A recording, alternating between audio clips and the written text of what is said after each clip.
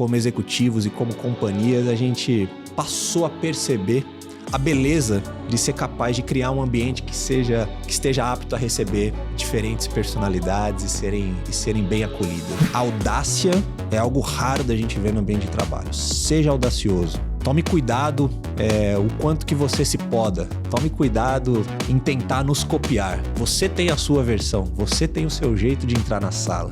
Na nossa visão, é impossível você operar no Brasil se você não representar dentro da tua companhia a sociedade. Principalmente em posições de liderança. Se é uma sociedade que mais de 56% da população se declara preta ou parda, é irracional imaginar que você tem 0% de pessoas dentro do ambiente onde a caneta decide que represente essa população. Esse podcast é um oferecimento da BMW, líder em mobilidade premium.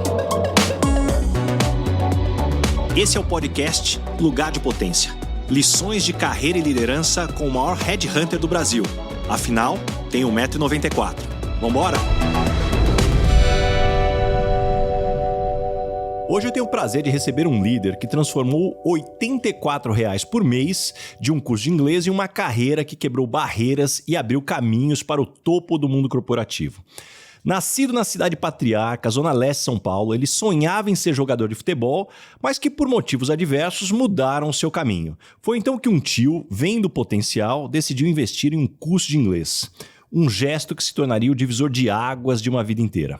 Formado em tecnologia, ele construiu uma trajetória meteórica dos call centers de cobrança aos data centers do Unibanco, das consultorias na Microsoft aos escritórios da Faria Lima.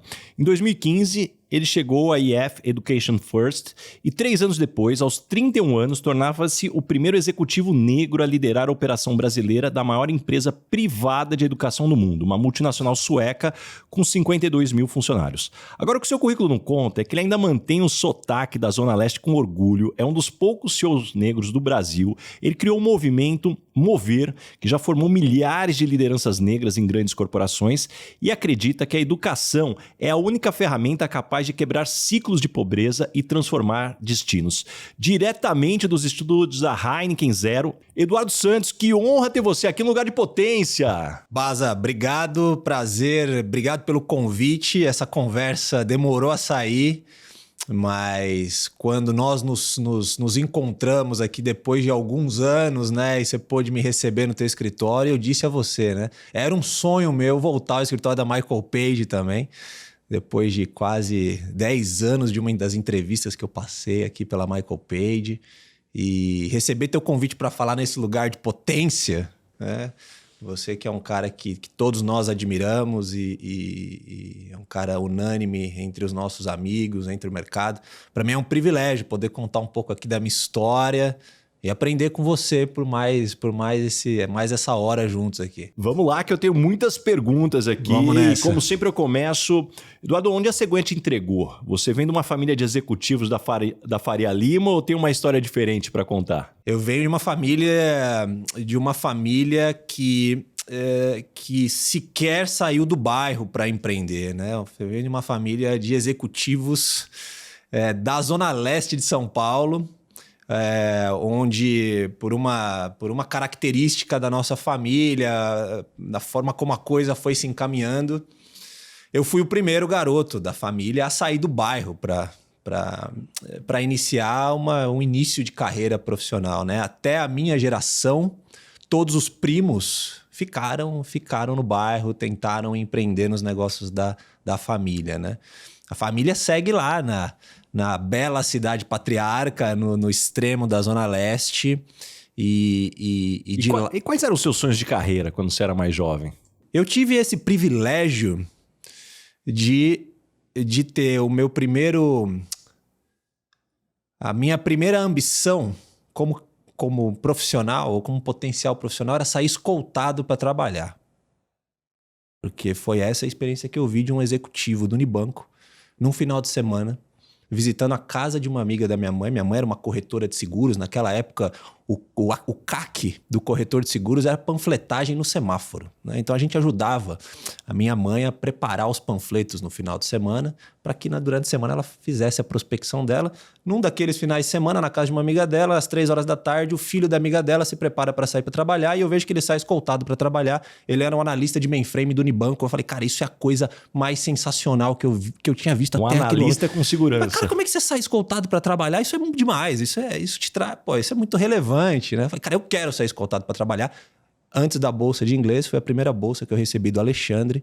Ele falou, cara, você quer sair escoltado para trabalhar um dia? Você tem que aprender 2 coisas. Aprende a codificar numa linguagem de programação chamada Java e conheça de banco de dados. Vou te pagar um curso numa empresa chamada Sun Microsystems, na Alexandre Dumas, em frente a uma empresa chamada Accenture. Vai lá segunda-feira, seu curso vai estar pago. Essa foi a minha primeira experiência de expectativa profissional, né? Como é que eu poderia ser reconhecido a partir de alguma habilidade? Porque aquela habilidade de um conhecimento técnico que fizesse com que ele saísse escoltado, para mim foi um primeiro embrião de sonho de carreira. E tem uma etapa antes que eu não quero deixar escapar. Poxa, você estava federado na Portuguesa, sonho de ser jogador de futebol. Como é que foi esse rompimento do sonho para então você ir para essa primeira oportunidade do mundo corporativo? Eu tive a chance de, dos 8 aos 15, estar no meio do esporte, né? E ver como que o esporte é capaz de construir grandes líderes e construir grandes times, né? Fazer parte de times de futebol foi a minha grande escola. Foi o primeiro momento na minha vida que eu percebi que o eu não resolveria nada. Eu deveria fazer parte do nosso, eu deveria fazer parte de um time, né? E que habilidades, se bem colocadas por uma grande liderança e uma liderança admirada, faria com que aquele time chegasse longe, né? Eu passei por alguns clubes de futebol, o último foi a Portuguesa Santista. Isso. Para quem conhece, é um clube que existe lá na Baixada. Vivi por muitos anos, dos 8 aos 15, morando embaixo de arquibancadas de futebol, que eram os nossos alojamentos, né? Agora, o futebol, ele requer muito talento, requer muita resiliência. Eu achava que eu jogava bem, mas no final a disputa era difícil. Mas o futebol também requer investimento. E a nossa família, em algum momento, teve lá uma baita situação delicada financeiramente. A minha mãe foi a primeira mulher da família a não ser dona de casa, né? Todas as tias. E meu pai tem um problema sério de falência na companhia dele. Eu com 14, a minha irmã com 12. E aí a gente tem que tomar a decisão de deixar esse negócio de lado. Volta para São Paulo e aqui em São Paulo a gente vai rever a nossa logística. Sua mãe vai sair para trabalhar, o pai agora tem que repensar a carreira dele, o pai vai cuidar de vocês por algum período. Então, essa dinâmica de ver o pai em casa, o provedor, aquele pai que tentava fazer com que a família tivesse uma baita qualidade de vida, fez com que o nosso mindset familiar fosse enviado para um ambiente de reset.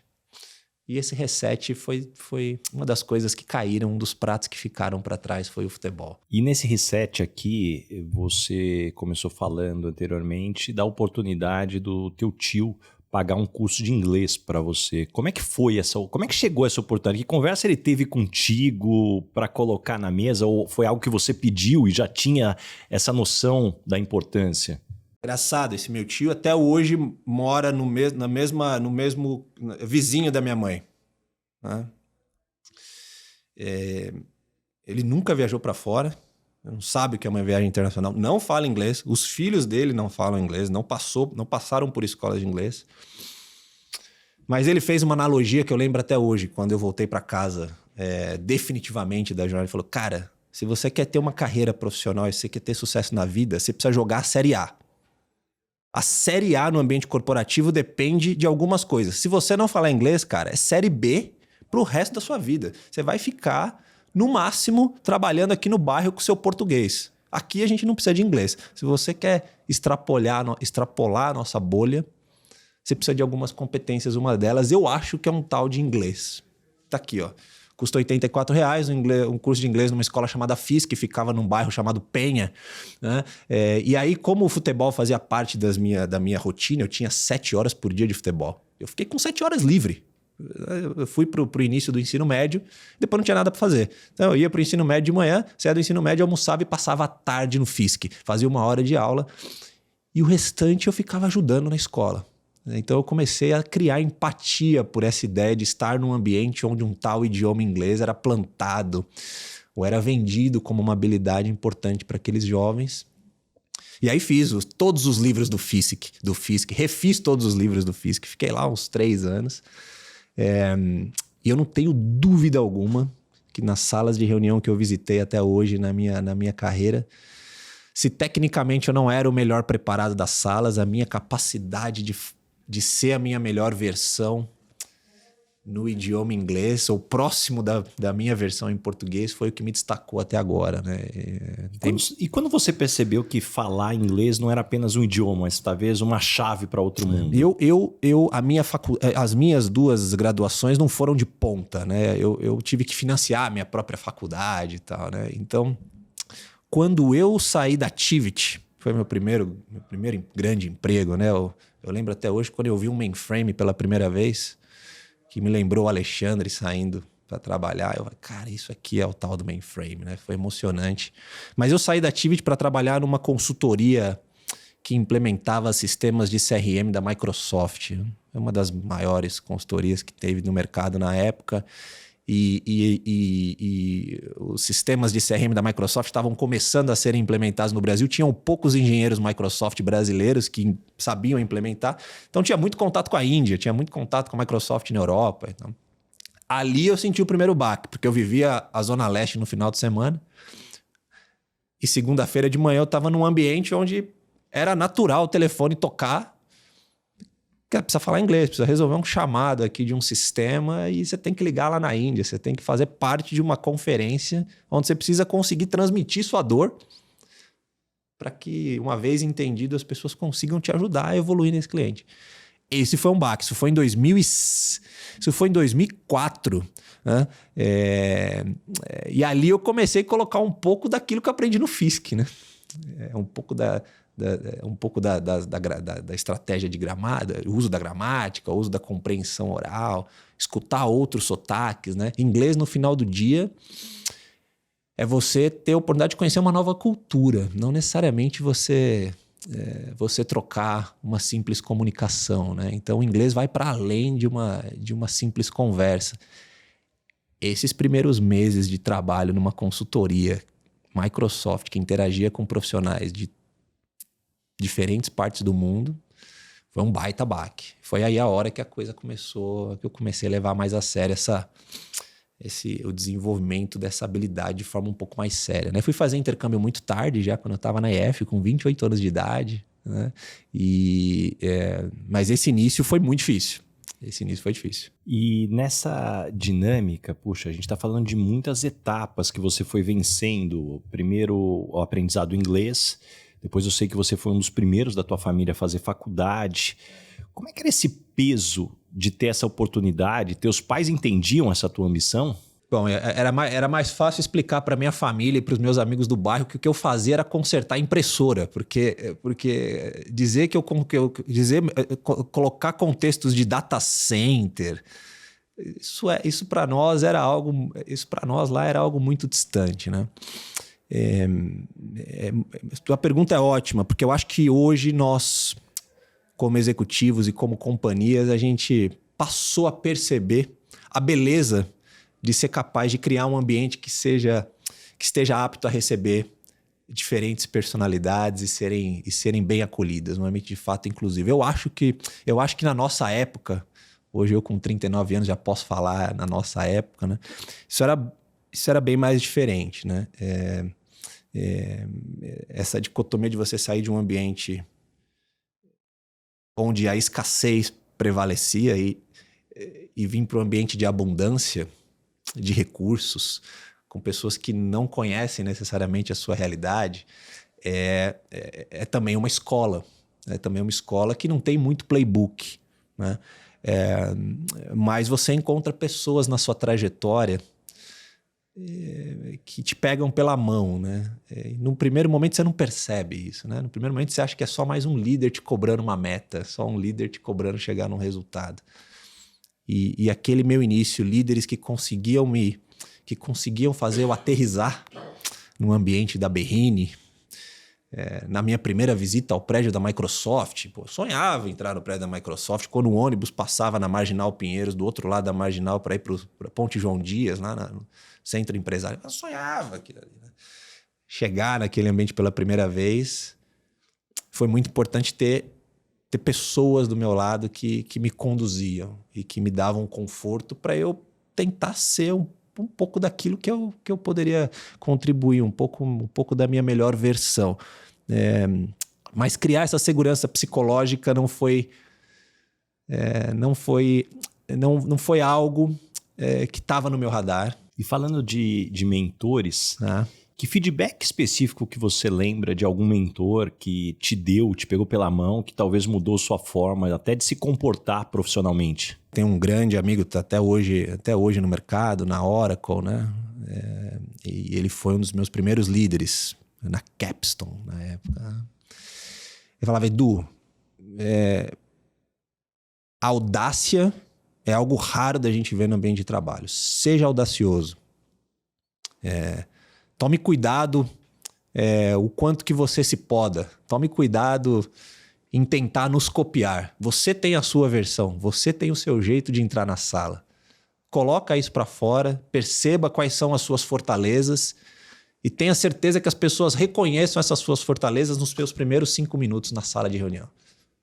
Tenha certeza que você terá um ambiente para que as pessoas possam te receber se você for genuíno e se você tiver audácia. Isso eu escutei com 19 anos de idade, né? Ainda estagiário. E eu não me esqueço dessa ideia de destravar coragem na cabeça de um jovem, né? Seja corajoso.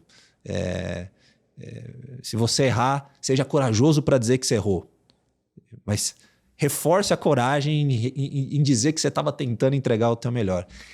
Esse foi o primeiro grande hack. Isso de fato plantou uma semente ali que quando germinou essa pessoa até corajosa demais em alguns momentos. Um pouco que às vezes precisa ser podada, porque extrapola um pouco dos limites aí da execução. E aí, falando dessa coragem, em 2015 você sai de uma carreira sólida da consultoria Microsoft para entrar na EF. Imagino que muita gente deve ter achado loucura. Como foi justificar essa decisão? Como foi aí teu balizador para tomar essa decisão? Primeira coisa, né? Como é que eu vou vender curso de inglês? Né? Que história é essa? Um engenheiro formou em ciências da computação. Que história é essa? Vender curso de inglês? As minhas primeiras interações com essa oportunidade não foram triviais, não foram objetivas do ponto de vista de pivotar a carreira para estar numa indústria muito diferente da indústria que eu sonhei fazer carreira, que era a tecnologia, né? Eu fui a convite da minha líder na empresa anterior para a EF, para uma proposta de turnaround do nosso business de B2B no Brasil. E aí tiveram 2 coisas que chamaram a minha atenção, né? A primeira coisa era entender que estar na indústria de educação é você ser parceiro da nação que você está, né? Para além de uma venda de um curso, para além de uma venda de um programa corporativo, você levar uma oportunidade de desenvolvimento para um indivíduo que, se ele conseguir ter sucesso nessa jornada de desenvolvimento, ele como pessoa pode ser melhor? Isso para mim foi uma reflexão da minha trajetória até os 27 anos de idade. Cara, olha de onde eu saí, né? E olha a minha oportunidade de contar a minha história para aqueles que estão lá no meu bairro. Essa foi a primeira sacada no processo de... E a segunda sacada foi... O meu processo de seleção na EF passou por 3 roleplays. Eu fui convidado a interpretar a posição que eu estava pleiteando com executivos da companhia em entrevistas que simulassem casos reais, né? Foi a minha primeira vez nesse modelo de entrevista. Eu não tinha feito em inglês. com executivos todos europeus, né? Nós somos uma companhia fundada na Suécia, então o board da companhia está todo na Europa, diferente do ambiente Microsoft, que era mais um ambiente americanizado, né? Essa experiência de praticar por 15 minutos e receber feedback transparente e objetivo na entrevista foi um negócio que me chamou a atenção. Eu não tinha tido ainda... A minha carreira até aquele momento tinha sido muito orgânica. Tinha sido muito pela minha capacidade de entrega, pelas minhas competências técnicas, né, que eu tinha certeza que eu poderia seguir. Mas receber feedbacks num ambiente de desconforto, sair da minha zona de conforto, foi muito importante para aceitar o desafio. Eu falei, pô, tem alguma coisa aí. Essa companhia pode me ensinar coisas novas, né? E aí deixei de lado a tecnologia por um período.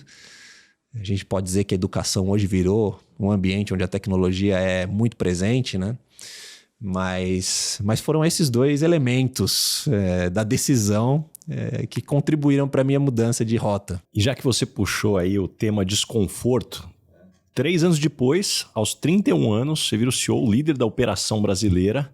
Quando você soube da promoção, qual foi teu primeiro pensamento? Foi tipo, finalmente atingi ou caramba, e agora? Eu sempre gostei da ideia de estar desconfortável numa zona de crescimento, né? Você sabe que os grandes ambientes de criatividade que eu vi na minha vida, cara, foi na escassez, né?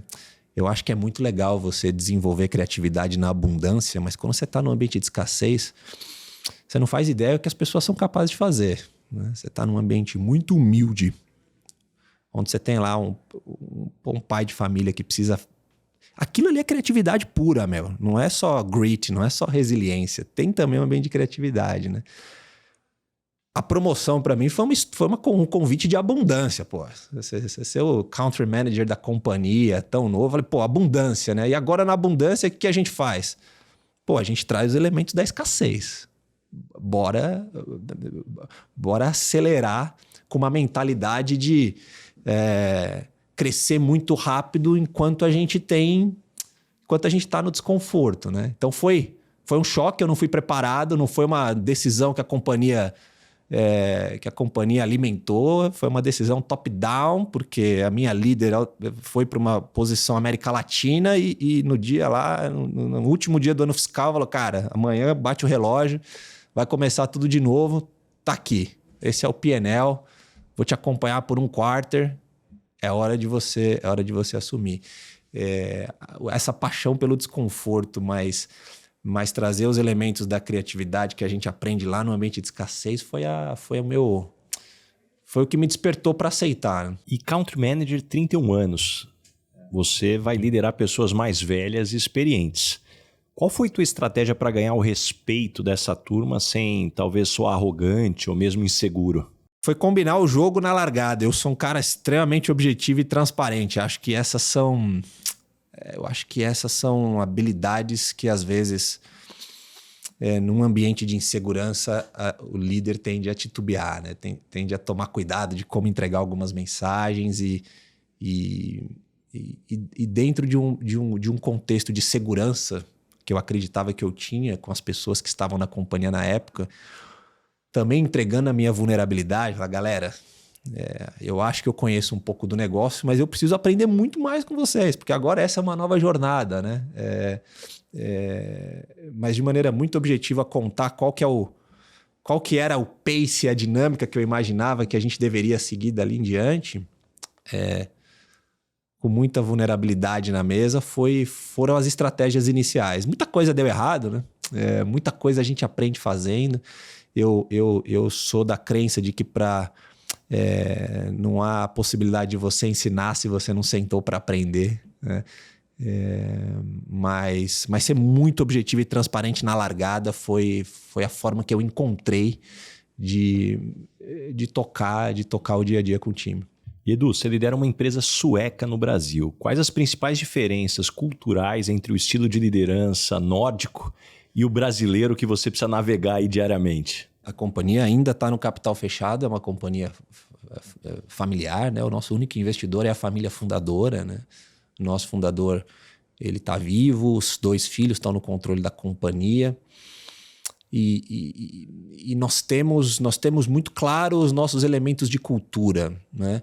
E é uma coisa que a companhia protege de uma maneira que eu me surpreendo até hoje. Estou há quase 11 anos na EF e ver uma companhia que saiu da ideia de um fundador para 52 mil pessoas no mundo, operando em 54 países, me surpreende até hoje. Mas a principal diferença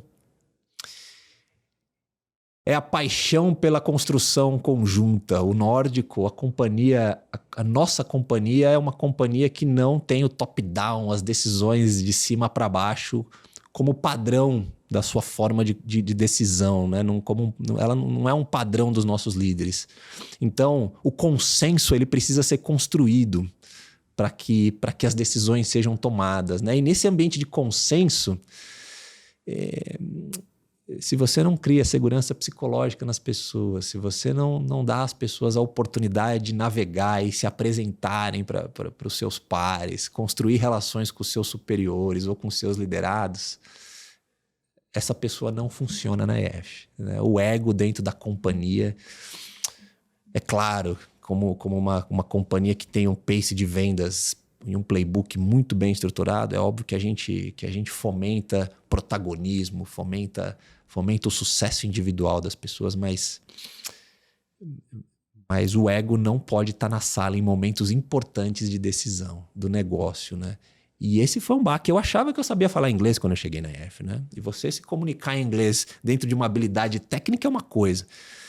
Você precisar fazer uma apresentação onde você tem 4, 5, 6 culturas te assistindo, o teu body language tem que ser outro, o teu tom de voz tem que ser outro, a velocidade da sua apresentação é diferente. E esse foi um aprendizado ali nos primeiros 3 anos de negócio, né? Mas a decisão como consenso é algo interessante, é algo que está embedado, está introduzido na nossa forma de liderar, que me surpreendeu. Isso não é uma crítica ou uma comparação às companhias anteriores, mas é um fato. Um fato é diferente. É um fato que conduz a nossa forma de operar. Você se envolve com as histórias, experiências e aprendizados que eu compartilho aqui em cada episódio? Então pense no efeito transformador dessas lições aplicadas na sua equipe. Conheça mais sobre a minha palestra Lugar de Potência acessando o link na descrição do episódio. Não só inspire, mas revolucione o potencial do seu time. E você passou aí na tua resposta sobre aprendizado de inglês. E a pergunta que eu tenho, a inteligência artificial está mudando tudo. ChatGPT, tradução instantânea. Qual que é o futuro do ensino de idiomas quando a tecnologia, talvez em breve, pode fazer essa tradução pela gente? É a mesma analogia do meu tio Geraldo com R$84 de bolsa. Se você não conseguir ser capaz de consumir um conteúdo no momento que ele é disponibilizado, e a maioria do conteúdo hoje que está disponível na internet, ele é criado em inglês e ele não vai ser traduzido, não dá tempo dele ser traduzido. Daqui 5 dias saiu uma nova release de um conteúdo ou uma nova pesquisa, vai sair em inglês, você vai jogar a série B. Então, é claro que a tecnologia já é capaz de criar um ambiente onde você consegue ser mais produtivo quando você precisa compreender um texto que eventualmente você não domina aquela língua. Mas uma interação como essa, nós, como companhia, não acreditamos que a tecnologia vai ser capaz de substituir por completo, né? Você poderia dizer, e os professores de inglês? Qual que vai ser o papel desse professor no futuro? Eu costumo dizer que o professor de inglês que não entender a tecnologia como uma aliada, esse professor está fora do jogo. Agora, eu não acredito que a tecnologia vai substituir o professor por completo. Eu concordo muito. Eu estou muito acostumado nas palestras a receber perguntas parecidas como essa. E para mim, na minha experiência é muito clara. Primeiro, eu também aprendi inglês depois de velho. Foi depois que eu entrei na Michael Page, eu tinha 26 anos. Eu olhei para o lado e falei, olha, o meu inglês mequetrefe aqui não vai me levar a lugar nenhum. Com 29 anos fui fazer meu primeiro intercâmbio também. a escola pública não me preparou ali nas aulas de inglês porque vinha pela frente. Para mim, o que ficou muito claro hoje, depois com o conhecimento que eu tenho de carreira, eu acho que sim, tem primeiro a questão de você ter acesso ao conteúdo original, porque se mais de 80% do conteúdo produzido na internet em linguagens ocidentais, 80% é inglês, você não falar inglês é depender de tradução. E depender de tradução, você cai ainda em duas armadilhas, né? A primeira é que vai demorar mais para chegar. E a segunda é que ou pode estar errada ou pode estar enviesada. Então, esse acho que é o primeiro elemento. O segundo, no mundo onde a gente cada vez mais tem algoritmos que nos deixa dentro de bolhas, você falar outro idioma é você naturalmente passar pelo processo de conhecer outras culturas, outras formas de pensar, outras histórias. E esse, para mim, é um elemento importante. E o terceiro, para mim, tem uma questão muito forte que já foi comprovado cientificamente, que você aprender outro idioma, seja o inglês ou qualquer outro idioma, desenvolve áreas do cérebro que você não desenvolveria, talvez, numa educação tradicional. Sim. Então, para mim, ainda que no futuro exista uma máquina que vai traduzir simultaneamente aqui, todos esses outros elementos já me convencem que é fundamental você estudar inglês. Nós fomos fundados, a companhia, o negócio legado da EF é levar as pessoas para aprender um idioma por meio da imersão cultural. Nós fazemos isso até hoje. A ideia inicial do fundador era tirar jovens da Suécia em segurança, levar para Londres por 3 semanas, aprender o idioma, viver a cultura londrina, britânica e voltar em segurança para suas famílias na Suécia. Nós ainda operamos 611 escolas próprias, né? Os cursos de intercâmbio que você fez com 29 ou com 27 é a nossa grande operação ao redor do mundo. Há 30 anos a gente já usa muita tecnologia nos nossos serviços e produtos, mas o inglês é um dos elementos de aprendizagem no conhecimento de uma nova cultura, né? Ele é fundamental para que você consiga se comunicar, mas aprender inglês e não conhecer uma nova cultura, você também vai estar dentro do seu espaço de bolha. Você também vai ter dificuldade de convencer, de guiar uma conversa, de conseguir influenciar uma decisão, né? Então, é uma competência. E é interessante ver grandes companhias com executivos talentosíssimos que tiveram uma trajetória parecida como a nossa, estudaram em escolas talvez até não só públicas, mas privadas, tiveram uma carreira e um desenvolvimento técnico espetacular, mas quando precisam se expor num ambiente de desconforto ou num ambiente multicultural, entregam 30% da tua performance. Não, eu concordo totalmente. Eu pessoalmente não acredito no idioma sem a cultura.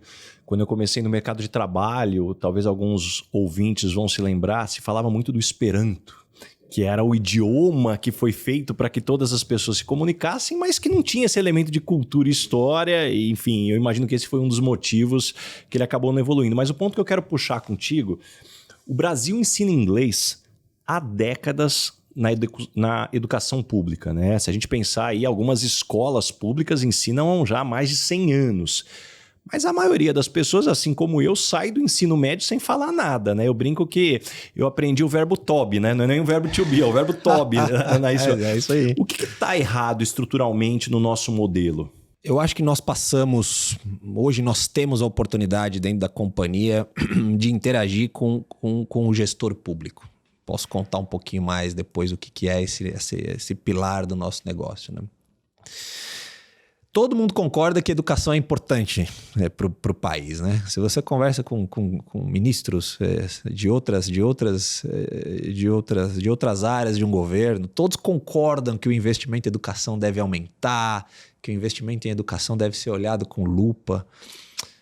Mas a grande verdade, eu concordo com um dos gestores que a gente interage, a falha no nosso sistema de ensino público, eu acho que passa pela responsabilização do dirigente da educação, seja do diretor escolar, diretor acadêmico, do secretário de educação, né? Por anos a gente, como você comentou, ensina inglês, mas nós temos uma história de não conseguir formar bons professores de inglês. Os professores de inglês no Brasil, alguns deles ou muitos deles não têm confiança para conseguir se comunicar em inglês porque não conseguiram construir proficiência. Esse é um ponto.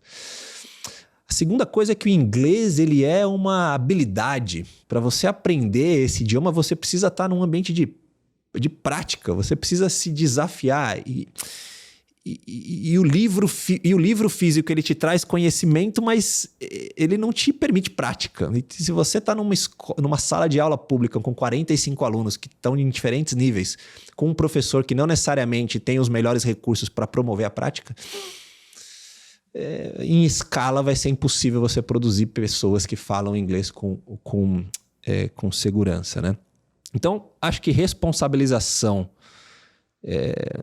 sobre a efetividade da aula de inglês, que passa por método, passa por ferramentas que deem a oportunidade desse gestor conseguir ser, de fato, firme na cobrança dos resultados, é uma coisa. E a segunda coisa é a experiência de aprendizado. Ao longo dos anos, a gente aprendeu inglês com um livro de inglês. E é interessante que você só progride no idioma se você, pelo menos essa é a nossa experiência, o feedback ele é um pilar fundamental para o aprendizado. Se ele não é customizado para você, você não sabe necessariamente onde você foi bem, onde você não foi bem, né? Hoje a gente está chegando perto de um ambiente, graças à tecnologia, onde a gente consegue traduzir o feedback, ou fazer com que em escala o feedback para o Basa seja feito para o Basa, para melhorar o sotaque dele, para melhorar o erro de gramática que ele faz quando ele vai falar uma palavra no passado e tem dificuldade de pronunciar o ED no final, né? Então isso é transformador, mas a gente vive há 200 e poucos anos sem essas ferramentas. Na tua experiência, qual é o maior mito sobre o aprendizado de inglês que você gostaria de destruir? O que as pessoas acreditam aí e não está certo? O grande mito, pelo menos nunca funcionou para mim, é que uma aula particular só com o mesmo professor vai fazer você ser uma pessoa que fala um inglês avançado. Aula particular. Se você não complementa essa experiência de estudo com outros elementos, você estar com um professor brasileiro que fala muito bem inglês, é certificado na língua, tem metodologia, mas você apostar que essa é a única experiência, eu acho que esse é um mito que a gente investe muito dos nossos orçamentos, tanto pessoa física quanto orçamentos das companhias em promover aulas particulares de inglês, que não funcionou em escala. Esse é um mito que eu gostaria de dizer. É muito interessante você falar essa estrutura, toda a tecnologia por trás aqui contando para as pessoas, que eu nunca comentei isso em nenhum outro episódio. Eu comecei a estudar direito inglês aos 20 anos, quando eu me mudei para São Paulo, e falei, puxa, sem o inglês eu vou jogar a Série B. Eu não tinha essa analogia, mas para mim é muito claro. E naquela época, puxa, eu fazia alguns cursos de inglês, você comprava aqueles CDs no computador, e aí eu descobri uma técnica que eu achei, para mim, na época, me ajudou muito a evoluir o inglês. Eu ficava procurando na internet números de telefone de ligação gratuita para os Estados Unidos para esclarecer dúvida de produtos ou para entender alguma dinâmica, e eu colecionava esses números, e a hora que eu chegava em casa à noite, eu morava sozinho, eu ficava ligando, cara, para pegar informação de produto, a dinâmica, e o pessoal, alguns tinham paciência, outros menos paciência, mas aquilo me ajudou, assim, dar uma boa desenvolvida ligando para 0800 nos Estados Unidos, ali na Inglaterra, ali para tentar, ainda bem que o mundo evoluiu nessa dinâmica. Eu fiquei 3 anos e meio dentro de uma escola de inglês, né? Eu vivia o ambiente da escola de inglês. Era a minha imersão na época. Era o que eu tinha de experiência de imersão, né? Muito distante de uma viagem para os Estados Unidos, para um intercâmbio. Mas se o inglês não fizer parte do teu dia a dia e você apostar em 45 minutos de aula particular por 10 anos... Esse é um mito que eu acho que a gente, por muito tempo, viu essa ferramenta como uma grande ferramenta que certamente produziu bons resultados nas escolas de inglês, né? Mas ela é só um elemento de exposição à língua. Se você não complementa essa exposição com outras experiências, você tem dificuldade de compreender nuances da cultura, nuances de sotaque. E tem uma passagem da tua história que eu gostaria de explorar aqui contigo, Edu. Puxa, quando você já era country manager da empresa, você tem uma história de ter sido confundido com manobrista na própria empresa. Me conta como que você processou isso internamente. Foi raiva, tristeza ou mais um aprendizado sobre o Brasil como ele é? Bom, do campo pessoal foi abrir um baú de agressões racistas que eu vivi até aquele momento da minha história de vida que eu nunca tinha parado para pensar sobre elas. Foi uma grande oportunidade de letramento, cara, para minha foi muito importante porque a partir daquele momento eu acordei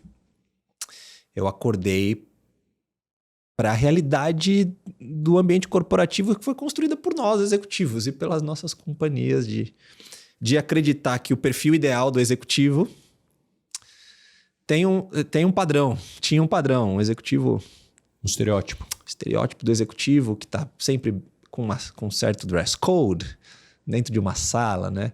Essa foi uma passagem que eu falo dela com muito cuidado, falei em poucos lugares, te contei, né? Essa história no nosso bate-papo foi muito interessante. Eu estava na frente do nosso escritório, a F tinha um escritório na época em frente ao Hotel Unique, na Brigadeiro Luiz Antônio, difícil para danar, para estacionar, faixa de ônibus, aquela coisa.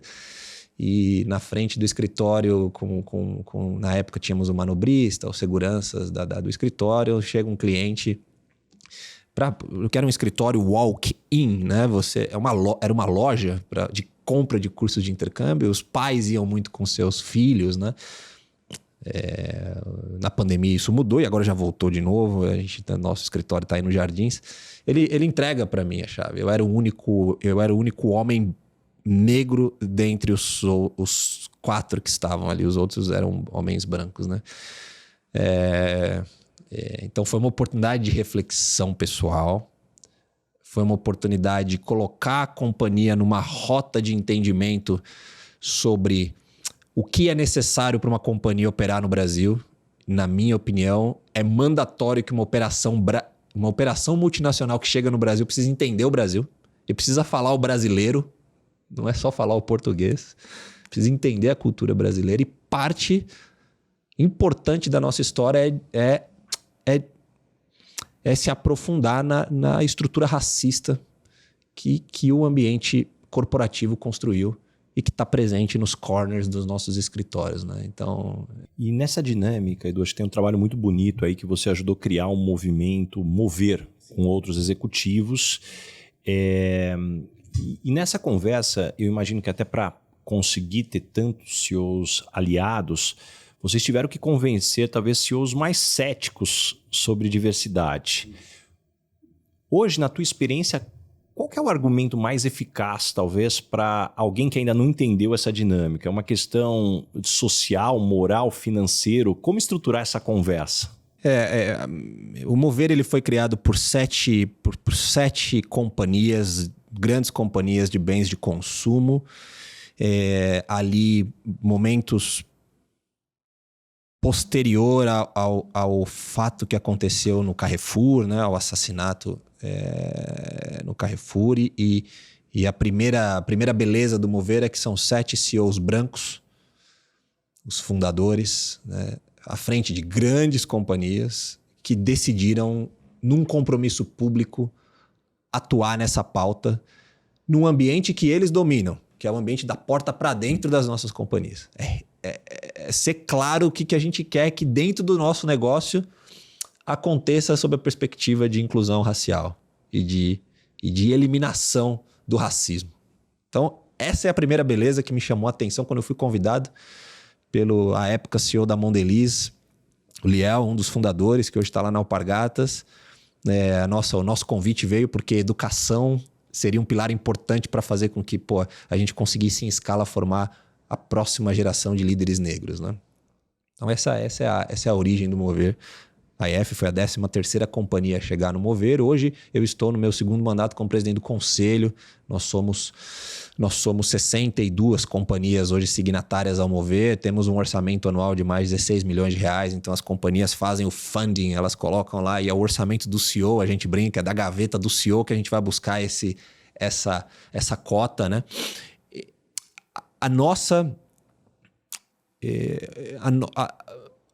O convencimento ele acontece sob a nossa ótica de operação no Brasil. Na nossa visão, é impossível você operar no Brasil se você não representar dentro da tua companhia a sociedade. Principalmente em posições de liderança. Se é uma sociedade que mais de 56% da população se declara preta ou parda, é irracional imaginar que você tem 0% de pessoas dentro do ambiente onde a caneta decide que represente essa população. Então é quase que uma licença para operar, que por centenas de anos esse assunto não estava na mesa e acho que essa página mudou, né? Existem diferentes elementos de estudos que mostram o quanto que a diversidade, o quanto que um ambiente inclusivo e com equidade permite que companhias consigam mover de forma sólida, né? Conseguindo traduzir a sociedade dentro do teu ambiente, dentro do teu quadro de funcionários, mas a nossa obsessão é fazer com que isso mude no ambiente de liderança. O Mover tem 2 metas, né? Até 2030 o nosso compromisso público é gerar 3 milhões, gerar oportunidades de empregabilidade e educação para até 3 milhões de pessoas negras e, esse é o mais relevante para nós, criar 10 mil posições de liderança nas empresas signatárias do Mover destinada a pessoas pretas e pardas.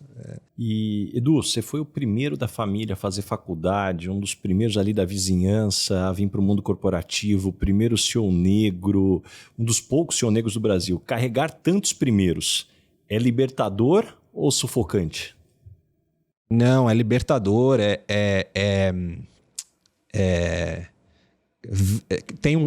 tem uma responsabilidade, claro, com esse lugar. Eu não tive referências de executivos negros, né, nos ambientes que eu visitava. Eu, pessoalmente, a minha história familiar é uma história de que a minha família não me treinou para olhar para isso. Esse é um assunto que foi proibido dentro da nossa casa por muitos anos, que hoje, depois de muito tempo, eu fui entender o porquê. Era um jeito do meu pai e da minha mãe me blindar do que eles sabiam, do que estava pela frente. Eles sabiam que a minha cor de pele ia chegar primeiro, eles sabiam que o meu CEP determinaria a forma como as pessoas me julgariam, eles sabiam que o meu dress code poderia ser diferente do dress code da maioria das pessoas que estariam lá nas dinâmicas de entrevista. Pô, a minha primeira entrevista, minha mãe me arrumou, né? Minha mãe comprou uma roupa específica para minha primeira entrevista na Avenida Paulista.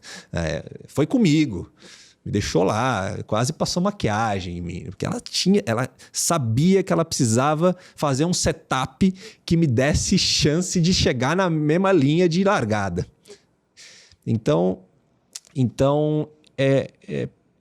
naquele início, onde eu tive essa agressão racista, eu acordei, foi um peso, foi difícil dormir com aquela experiência, imaginar que os meus filhos poderiam viver a mesma coisa, mas hoje é um baita privilégio, carregado com uma responsabilidade nos ambientes que eu estou, deixar muito bem estabelecido qual que é a posição do Edu e obviamente, a posição do Edu enquanto executivo lá da IF, como é que a IF vai continuar tratando esse tema. E Edu, para um jovem negro que quer acelerar a carreira sem perder a identidade, que estratégias específicas você recomenda? Quais são talvez os códigos não escritos que ninguém ensina, mas essas pessoas precisam saber? Eu gosto muito de uma frase do Malcolm X que fala mais ou menos assim, né? Se um homem aos 50 anos tem o mesmo mindset de um homem de 30 anos, enquanto ele tinha os seus 30 anos, significa que ele perdeu 20 anos da vida dele, né? Isso me faz refletir um pouco sobre a importância da nossa humildade ao longo da nossa carreira, de reconhecer os nossos valores, as nossas origens e sermos muito humildes em ter muita aptidão e muita empatia por aprender o tempo inteiro e saber que a gente precisa encontrar bons aliados, independente independente se eles estão no local onde a cegonha nos deixou, né? Essa é a minha principal dica quando eu troco ideia nas mentorias, né? Eu acho que seja assim audacioso, esteja sempre preparado. Eu acho que preparação e treino, você fica mais fácil, né? Né? Tem que vir falar com o Baza, tem que se preparar para falar com o Baza, né? Tem que assistir os podcasts do Baza, tem que conhecer a história dele, né? Então, isso para mim é condição básica. A conversa tem que partir desse ponto do teu setup, o quanto que você tá... Esquece o freestyle. Cara, o quanto que você tá comprometido com você mesmo. Se você não se comprometer com você mesmo, temos outra discussão. Precisamos abrir um outro cardápio. A partir daí, eu acho que eu gosto da ideia de você ter o discernimento sobre o que é humildade, para que você esteja pronto para aprender enquanto o avião está no ar. Tem que trocar turbina e aprender ao mesmo tempo. E esse negócio tem que... E é aí que você encontra empatia com o erro, é aí que você encontra empatia com poder ensinar também, né? Vejo muita pressão no jovem que eu acho que o nosso país tem que ser mais objetivo quando fala sobre direitos e deveres. Eu acho que o ambiente corporativo e da nossa sociedade como um todo, para que a gente tenha o Brasil que a gente quer, ele tem que ser um ambiente de deveres. E um ambiente de deveres requer preparação e também requer muita humildade para que você consiga desfrutar dos seus direitos, que é um deles aprender, um deles é encontrar bons mentores, né? Essa tem sido a minha filosofia até agora e que eu tento passar um pouco quando estou nesse ambiente com os edus com 17 anos de idade, né? Muito bom, Edu. E chegamos agora no momento Headhunter. Qual que é a pergunta que você sempre faz nas entrevistas para contratar alguém para o seu time? Conta para mim o teu ambiente, o teu momento de escassez. Como que você desenvolveu solução num ambiente de escassez. Escassez não necessariamente significa pobreza, significa um momento de estresse. Conta para mim uma história. É quase que um pedido de uma história. Como que você se desafiou num ambiente de escassez? E que tipo de pessoa não dá certo trabalhando com você? É a pessoa que olha para o eu e não olha para o nós. Eu tenho dificuldade de engatar. Eu acho que tem muito a ver com a cultura que eu estou envolvido hoje, mas o cara que não joga pro time, esses caras saíam do time de futebol onde eu treinava, né? O time tirava ele, né? Então, jogar pro time para mim é um tema inegociável.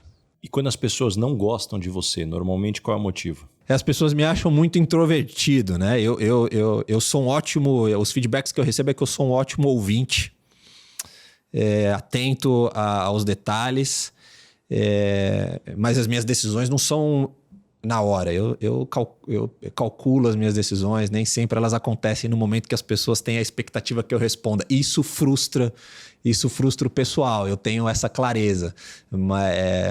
Mas os momentos que de bate-pronto eu tomei decisão, eu cometi grandes erros. Então hoje eu tenho esse momento de reflexão antes de apertar a caneta, apertar o botão da decisão. E o que você gostaria de perguntar para o Baza? Baza, qual que é o seu lugar de potência? Puxa, acho que o meu lugar de potência, e eu venho buscando ele cada vez mais, é aproveitar a oportunidade que eu tive de ter acesso a tanta gente bacana. Puxa, eu estou na Michael Page já há quase 20 anos, falei com mais de 10 mil pessoas ao longo desse tempo. A gente tem a oportunidade de estar juntos no YPO, que é um grupo de 1.500 quase CEOs aqui no Brasil, de grandes empresas, gente com uma história fantástica. Estou no conselho do IBEF, que é hoje o maior órgão de executivos financeiros, onde grande parte dos executivos, os CFOs do Brasil estão lá. Então, eu tenho acesso a muita gente de alta performance, com histórias maravilhosas, que a maior parte das pessoas não tem acesso. São pessoas que eu cresci olhando na TV, cresci lendo no jornal, vendo na revista. E para mim, o primeiro elemento de ter acesso a essas pessoas é entender que elas não são alienígenas de QI 150 ou 180. São pessoas normais que se esforçam muito, trabalham muito, alguns sim tiveram a oportunidade de largar na frente, talvez seja porque pela família, pela educação, mas que nada se sustenta com muito trabalho. E ao mesmo tempo, essas pessoas, eu aprendi também que são pessoas, como todos os seres humanos, que têm os seus medos, os seus receios, as suas inseguranças, mas que aprenderam que isso é perfeitamente normal e não deixa isso travar elas e elas continuam. E além disso, eu acho que tem muito do conteúdo técnico, da ferramenta, do aprendizado, da dica que me fizeram ser um CEO muito melhor. E eu fico pensando, puxa, como que eu posso compilar isso de uma forma acessível, de alguém que está começando a sua carreira, da pessoa que está estagnada ou dos altos executivos que me acompanham aqui nessa dinâmica, e levar esse conteúdo sem querer ficar vendendo infoproduto, essas coisas que existem aí pela internet aí que eu abomino completamente. Aqui eu acho que todo mundo tem que ganhar dinheiro, tem que ter produto, mas o que acontece hoje na internet eu acho muito feio aí, essas promessas, esses empreendedores de palco que existem. Então, acho que é aí onde eu estou buscando o meu lugar de potência. Eu te perguntei porque eu não consigo ver o Baza CEO, né? Nós tivemos poucas interações pessoais juntos, mas é interessante que não é só o que eu escuto sobre o Baza, mas é muito legal ver a tua jornada, como que, de certa maneira, você não falou, mas a minha interpretação do Baza é como que tá, de alguma maneira, aí dentro uma paixão por acelerar pessoas, né? Por impactar vidas, né? Eu acho que a gente fala tanto de propósito. No final do dia, cara, propósito é você acordar de manhã e saber que você ajudou alguém, cara. Que você vai ajudar um negócio a prosperar. Isso para mim eu olhando à distância, eu vejo esse Baza. Então, obrigado pela resposta. Me ajudou a maturar a forma como eu te admiro, Edu. Aí. Paytrack, a minha plataforma para gestão de viagens e despesas corporativas. Incomparável. Edu, chegamos agora na hora da pergunta Paytrack. Me conta sobre uma viagem a trabalho importante e que impactou positivamente na sua carreira. A minha primeira viagem é internacional a trabalho, para Barcelona com 21 anos de idade, que eu fui viajar. A preparação da viagem foram as tias preparando as minhas malas. Eu levei 3 malas para Barcelona esperando o inverno e eu tava indo viajar no verão de Barcelona. Eu cheguei, levei travesseiro, levei cobertor, levei lençol, tava indo pro hotel. A gente não sabia o que era isso. E o mais legal, tentei fazer check-in no hotel com cartão de débito. Eu viajei sem cartão de crédito. Não tinha. A gente não tinha cartão de crédito. Não sabia que era isso. A gente tinha, mas assim, o cartão de crédito era um para casa inteira. Usava lá e tal. Cara, e as coisas da vida são muito legais. Eu encontro um front desk no hotel, brasileiro, surfista, que estava fazendo lá um período de... Tava ali trabalhando. Um anjo na minha vida, né? Foi quase que uma promessa de Deus. Ali, o cara pegou na minha mão e falou, cara, vamos lá. Você vai passar 15 dias em Barcelona. Eu vou te contar como é Barcelona. Foi surreal. Saí do aeroporto de Barcelona, peguei um táxi. As Ramblas ficam fechadas aos domingos, né? O táxi me deixou 10 quarteirões de 3 malas. Só uma mala era... na nossa época, a mala que tinha 4 rodinhas era uma mala cara, meu. As minhas malas, você puxava ela só com 2 rodinhas. Foi hilário. Foi o choque. Uma puta história legal que eu conto depois. Tem muita coisa que aconteceu nesses 15 dias. E Edu, chegamos agora no momento, Dona Ângela. Complete a frase. Eu sou esquisito por quê? Eu sou esquisito porque eu sou extremamente envergonhado. Para estar aqui nesse ambiente, né? Você começou dizendo aqui antes da gente iniciar que eu já dei muitas entrevistas e que eu tô pronto nada. Então eu sou muito esquisito porque eu sou um cara bem introvertido, bem fechado. Qual o maior perrengue, situação engraçada que você já passou no mundo corporativo? Eu conheci a minha esposa no ambiente de trabalho.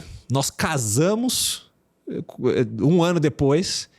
Ela trabalha na EF, nós fomos contratados pela EF casados. A EF sabia que estava contratando um casal. A dúvida sempre foi que horas que a gente conta para o cliente que nós somos casados.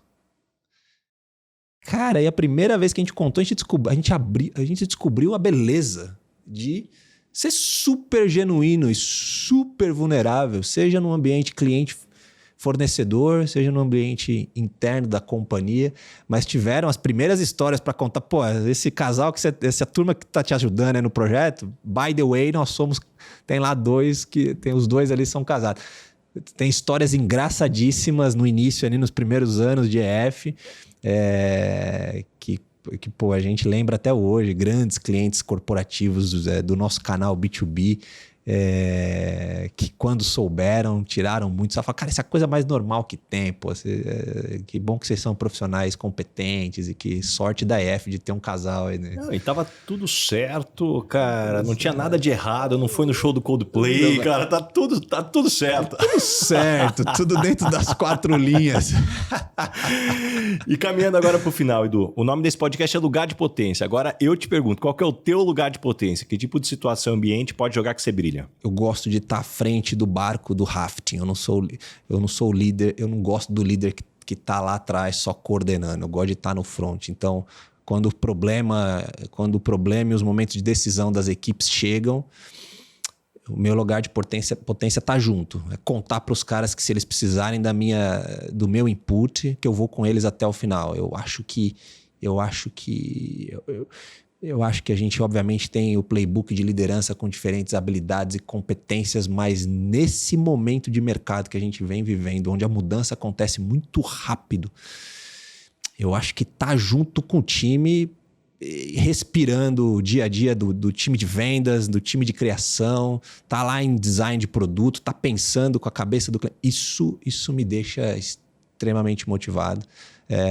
São as histórias que eu chego em casa contando para meus pequenos, né? Como é que é trabalhar na empresa do papai, tá lá todo dia com a galera respirando solução juntos. E me conta uma verdade que as pessoas não costumam dizer e, na sua opinião, é fundamental para se ter sucesso. As pessoas dizem muito pouco onde que elas querem chegar de forma bem óbvia e transparente. As pessoas às vezes são muito subjetivas. Eu tenho dificuldade de percorrer um caminho sem ter muita clareza qual que é a minha estrela final, né? E vejo que essa articulação sobre aonde eu quero chegar, as pessoas às vezes recuam, têm medo de ser bold, e tudo que a gente precisa é de objetividade para poder criar os bons caminhos, preparar o terreno para que essa estrada seja bem construída e bem pavimentada, né? E é difícil essa escola da autoconsciência, essa escola de investir em você mesmo para ter clareza nos seus objetivos, nas suas prioridades, por mais malucas que elas sejam, elas precisam estar escritas, e as pessoas precisam saber. Do contrário, você não vai conseguir ter a ajuda das pessoas.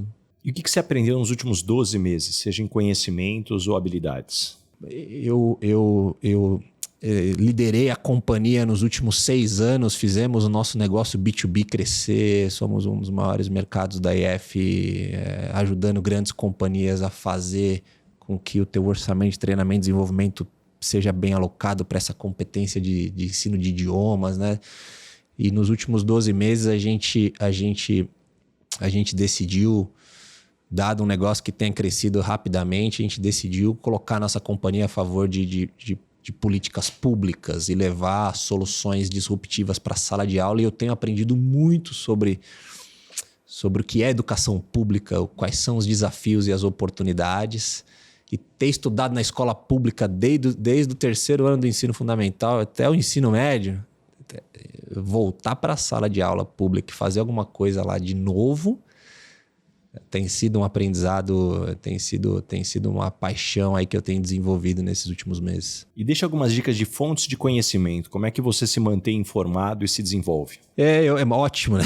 Eu acho que hoje, essa pergunta, se respondida há um ano atrás, sem a capacidade da inteligência artificial hoje, tá, né? Então eu acho que uma das primeiras fontes hoje é ter os meus agentes muito bem treinados, né? Então já faz bastante tempo que eu tenho brincado com IA, então eu tanto lá em pelo menos três infraestruturas de IA, 3 aplicativos, né, como o ChatGPT, Ele me conhece muito bem, ele sabe das minhas expectativas de negócio, ele conhece muito bem o meu negócio. Então ele está treinado para me alimentar sobre o que tem de tendência no ambiente de educação, ele tá alimentado para me contar o que as companhias têm pensado para o futuro das suas pessoas. Então eu tenho muito inbound hoje, né? De um agent de IA que trabalha para mim. Eu acho que isso é uma competência que as pessoas precisavam aprender rápido a usar, né?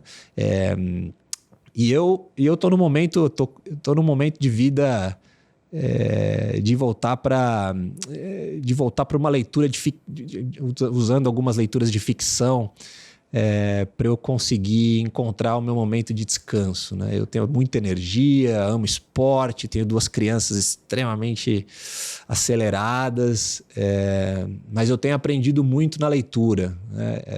Meu momento de vida está sendo... Eu tenho reencontrado essa paixão na leitura, que é algo que ficou um pouco guardado, esquecido, sempre uma leitura muito rápida, muito objetiva e pragmática.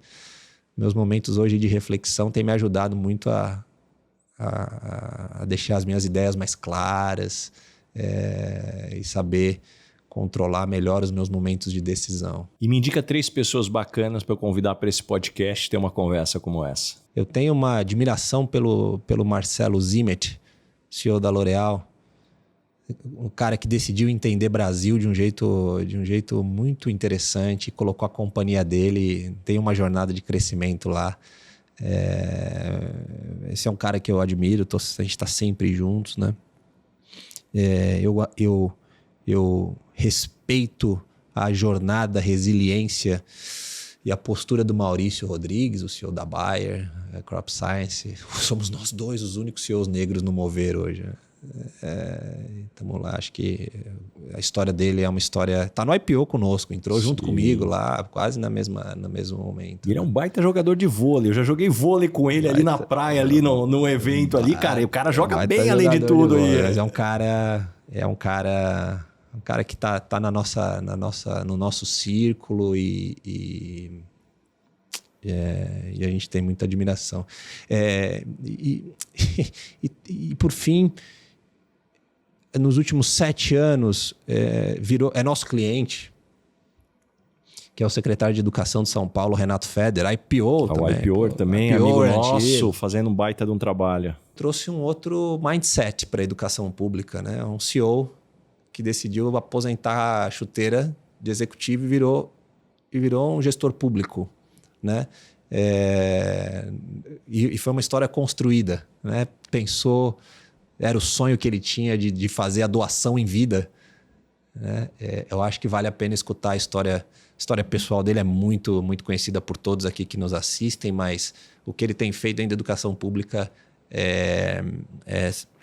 a gente fica olhando Finlândia, outros cases, né, de sucesso ao redor do mundo, Coreia do Sul.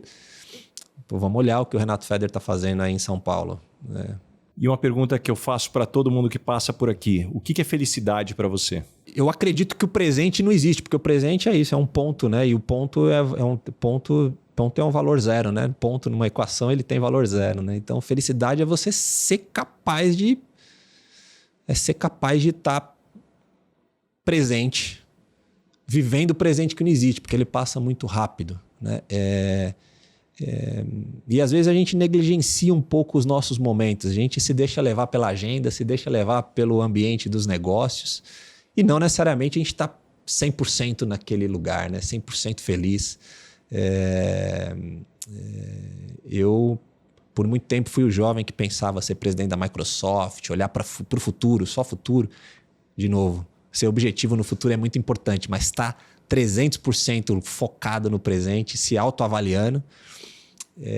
Isso para mim é felicidade. Isso para mim é tá ativo, tá produtivo, né?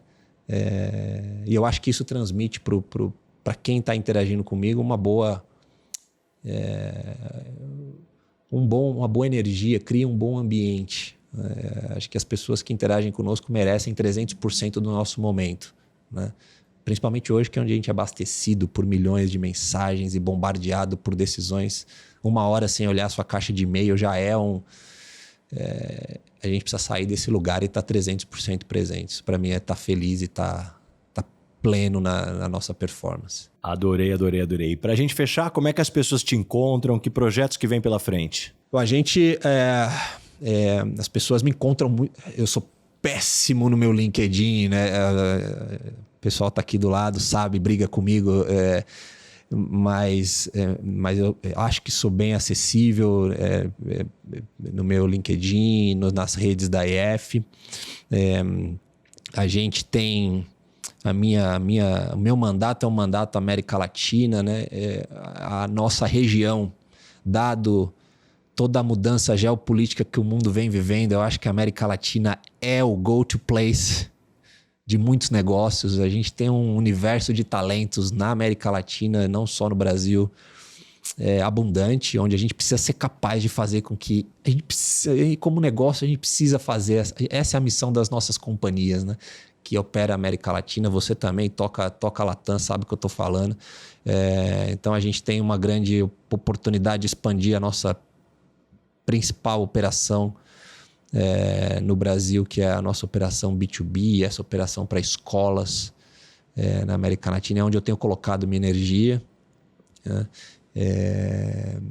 E nós, como negócio, a gente acha que a tecnologia é só uma aliada que chegou para fazer a inteligência artificial, é só uma aliada que chegou para fazer a educação ser ainda mais próspera, o ambiente de educação ser ainda mais exponencial, né?